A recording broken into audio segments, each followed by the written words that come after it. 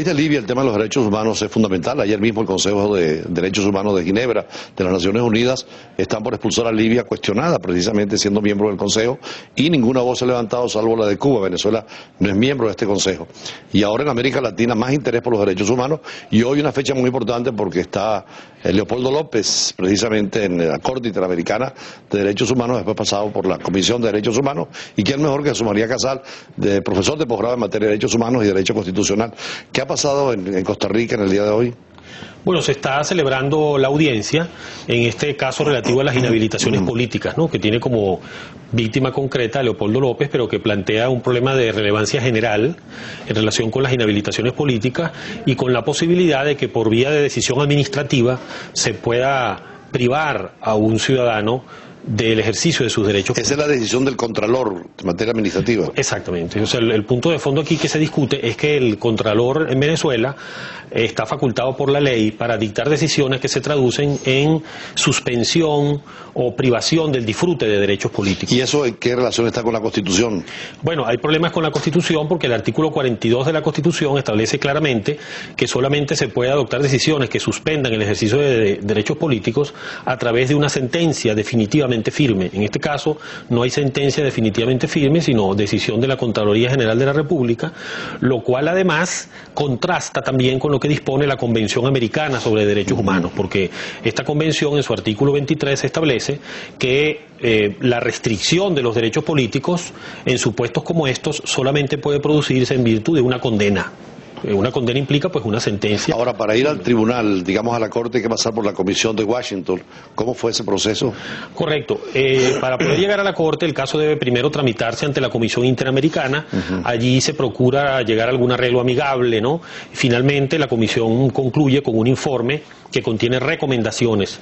Y una vez que la Comisión constata que no se han cumplido estas recomendaciones, puede decidir llevar el caso a la Corte y demandar al Estado ante la Corte Interamericana, que es lo que ha sucedido en este caso. Por eso se está ventilando ante la Corte Interamericana. Se dice que es el primer caso en materia de derechos políticos. ¿Por qué?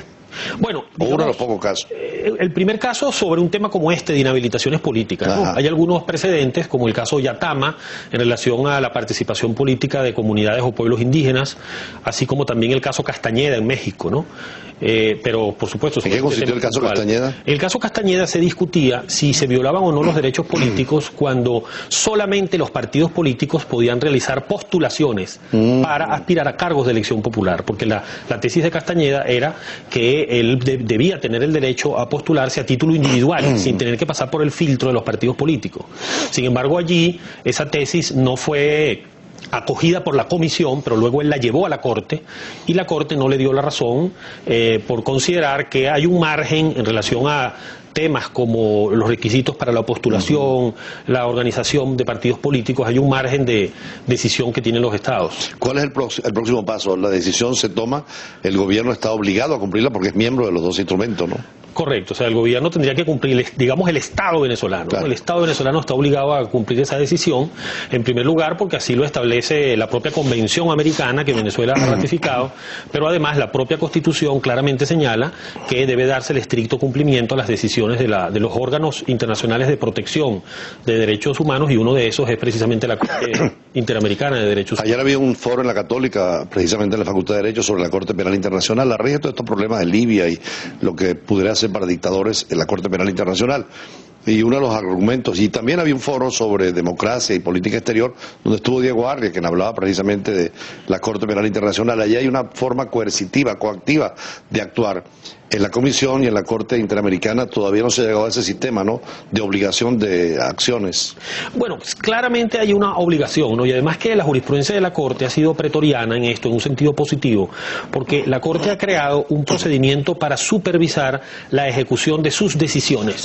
Es decir, que la Corte no se limita, como establece el texto de la Convención, a eventualmente remitir un informe a la Asamblea General de la OEA, que lo puede hacer, sino que además hay un procedimiento de supervisión en manos de la propia Corte para asegurar la ejecución de sus sentencias, y la Convención claramente dice que es de obligatorio cumplimiento. ¿Cuál sería ese mecanismo? Lo que no está, pues, pero es una limitación un poco general del derecho internacional público, es el tema ya de la coacción, pues no están medidas coactivas a su alcance, pero hay medidas de responsabilidad internacional, ¿no? La declaratoria de la responsabilidad internacional, la remisión del informe a la Asamblea General de la OEA, una conducta reiterada de incumplimiento de decisiones de la Corte, pues podría tener también consecuencias desde la perspectiva de la Carta Democrática Interamericana, y en todo caso realmente sería algo indeseable, ¿no? Desde la perspectiva de los aportes que ha realizado el sistema interamericano de protección de los derechos humanos.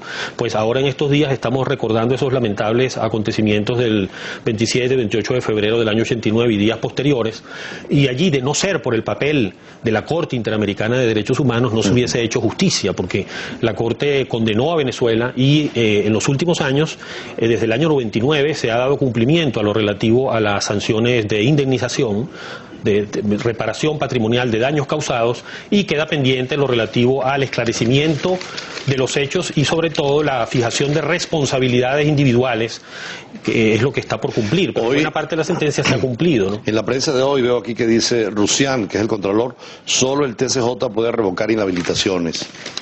No, yo creo que aquí tenemos que irnos otra vez a ese principio que tú bien conoces, de que la responsabilidad internacional es del Estado. Es decir, que el Estado venezolano tiene que cumplir con los tratados, el Estado venezolano debe cumplir con esa sentencia. Luego ya es un asunto de orden interno, la vía por la cual se le da cumplimiento y el canal que debe ser siempre el más expedito. Pero es una obligación de todas las autoridades respetar esa sentencia una vez que se dicte. Ahora hay un principio constitucional en nuestros textos de la supranacionalidad de decisiones en materia de derechos humanos. ¿Esto también no obliga más al Estado a cumplir en el caso de Leopoldo López? Sí, exacto, es correcto. En todos los casos, ¿no? En todas las sentencias que dicte la Corte, de acuerdo con el artículo 23, los tratados de derechos humanos tienen jerarquía constitucional. Y eso incluye, por supuesto, a las normas de los tratados que se refieren al carácter obligatorio de las sentencias que dicta la Corte. Con lo cual esto tiene una fuerza constitucional también, y la propia Constitución tiene además una norma específica, el artículo 31, según el cual debe dársele cumplimiento a toda decisión de organismos internacionales de protección de derechos humanos. ¿Qué pasaría si Venezuela en este momento dice que desconoce la decisión de la Corte, o que no la va a cumplir, o hace silencio administrativo? Bueno, sería, digamos, una gran contradicción, por un lado, con la postura que ha tenido Venezuela en relación con otras sentencias, ¿no? Como la que me refería del Caracazo, también el caso de algunos periodistas de Globovisión y de RCTV.